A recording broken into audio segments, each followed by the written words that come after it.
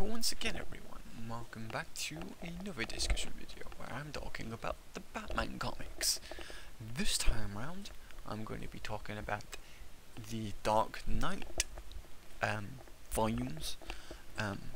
Obviously I'm actually lending volume 1 to my housemate right now, which concerns itself with Batman going against Bane. I was sort of altered the fear serum that the Scarecrow uses to sort of manipulate people, and in this one he sort of teams up kind of with Poison Ivy, who they've been using as well as just the one where he goes against the finds out about the White Rabbit person. I think it is the White Rabbit, which is like a twin sister to someone who's sort of dating potentially at the time, and yeah, she sort of leads him down the rabbit hole and is against him, and yeah, and I assume that storyline's going to develop as we go along, sort of thing. It has not been mentioned back again, but I assume that they might come back in a different volume maybe, sort of thing. But yeah, that one was quite interesting because we got more Bane action as well as him dealing with a couple of other villains in that one, whereas Cycle of Violence, which is volume 2, is all against Scarecrow and the Master of Fear, as he sort of secretes a new fear serum from the tears of scared children. He terrifies children, makes them cry, and sort of takes their tears to create the super fear serum, which he then uses on Batman to make him go crazy. I'm trying to find it. Pretty sure this is the one where we have the interesting art stuff when Batman gets doused with. I swear it was in this one. It might have been in. Oh yeah, no, there it is. One of my favourite sort of cover issues is just Batman in like a vial. I swear it does also have the interesting layout as well, but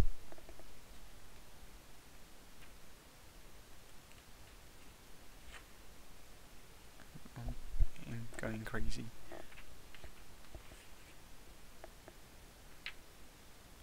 But yeah, it sort of uses the figure for them to show him the future kind of deal,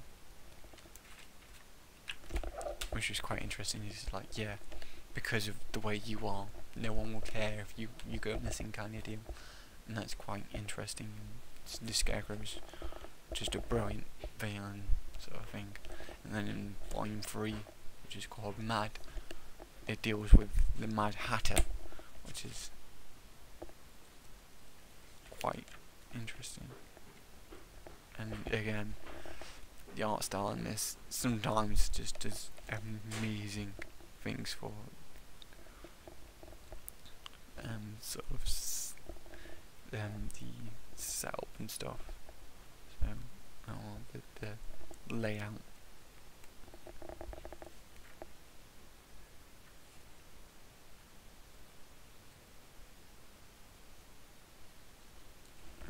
And obviously in this it's Mad Hatter who's obsessed with Alice, and he wants to find his own Alice sort of deal. Yeah, this is the really amazing layout of, because Bruce Wayne's girlfriend is a pianist. It's sort of the layouts on the actual piano keys, which is just incredible. I really like that. But yeah, it's Mad Hatter trying to find his Alice, and he's remembering his childhood, where he doesn't really, I'm not sure if it's really a date, but he goes out one time with this girl called Alice D, and they go to like a fun fair type thing, and it's based on Alice in Wonderland kind of deal, or he imagines it as an Alice in Wonderland type event for some reason. I think it's the drugs he later takes because he has a lack of testosterone, so he doesn't precisely grow big and strong like most of his kids. He stops growing, so he starts taking these experimental drugs in hopes of him being able to grow taller and stuff, to be popular and liked by the kids who are sort of making fun of him because he is small and stuff.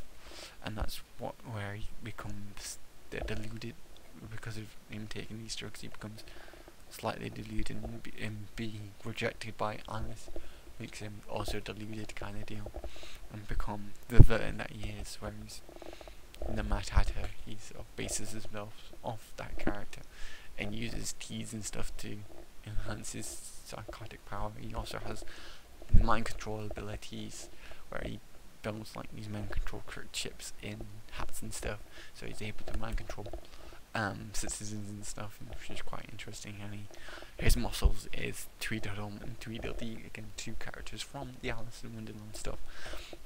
And then in the final volume that I've got for the Dark Knight, I don't think there's none after this so far. There'll be some more issues later on which we'll collect into one stuff, and I'll probably get that when that comes out. It's called Clay, which specifically deals with Batman going against Clayface, again, which is quite an interesting villain because he's obviously able to turn himself into anyone at any time, and sort of like is able to escape his prison cell quite easily because he's sort of like a mud type creature. So if there's an air crack or whatever, he's able to slide himself out via that sort of crack and escape like that.